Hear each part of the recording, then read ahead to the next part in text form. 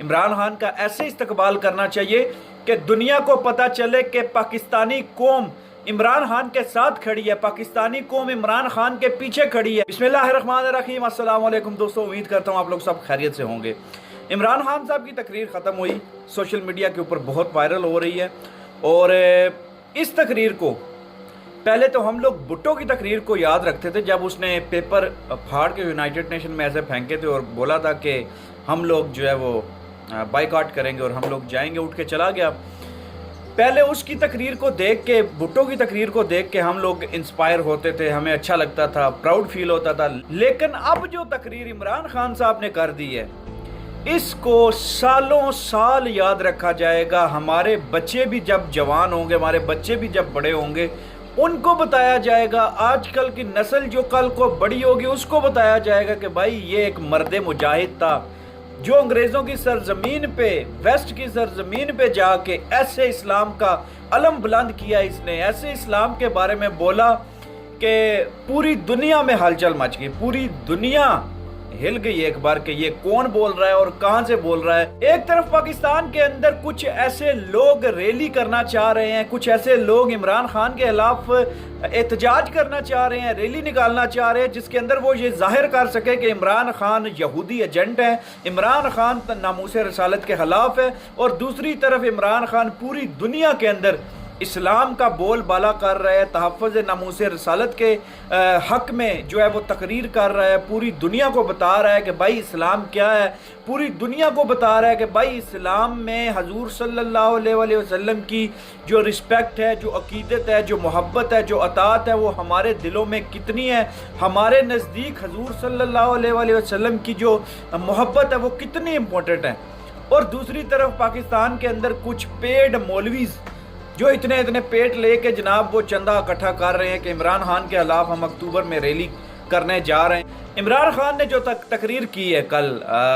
ہر بندہ اس کو اپریشیٹ کر رہا ہے، لیکن میں ایک بات کہنا چاہوں گا کہ عمران خان صاحب ابھی واپس آ رہے ہیں۔ عمران خان صاحب کی واپسی ابھی ہوگی، آئی تھنک کل ہوگی یا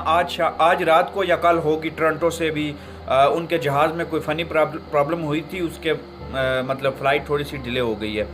عمران خان صاحب پاکستان میں آ رہے ہیں، تو جناب میں صرف ایک ریکویسٹ کرنا چاہوں گا، اور ہو سکتا ہے میری ریکویسٹ پہ کام ہو رہا ہو، کہ عمران خان صاحب جیسے ہی پاکستان میں ان کا جہاز لینڈ کرے، جیسے ہی پاکستان میں وہ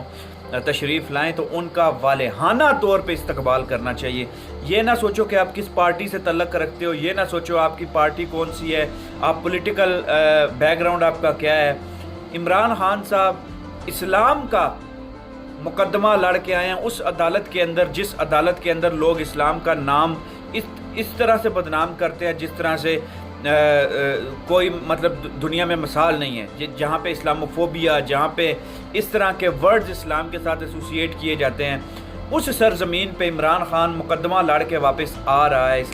عمران خان کا ایسے استقبال کرنا چاہیے کہ دنیا کو پتہ چلے کہ پاکستانی قوم عمران خان کے ساتھ کھڑی ہے، پاکستانی قوم عمران خان کے پیچھے کھڑی ہے۔ اگر عمران خان کوئی بات کرے گا تو پاکستانی قوم اس کے ساتھ کھڑی ہے، کندھے سے کندھا ملا کے، قدم سے قدم ملا کے عمران خان کے ساتھ کھڑی ہے۔ ایسے عمران خان کا استقبال کرنا چاہیے، اور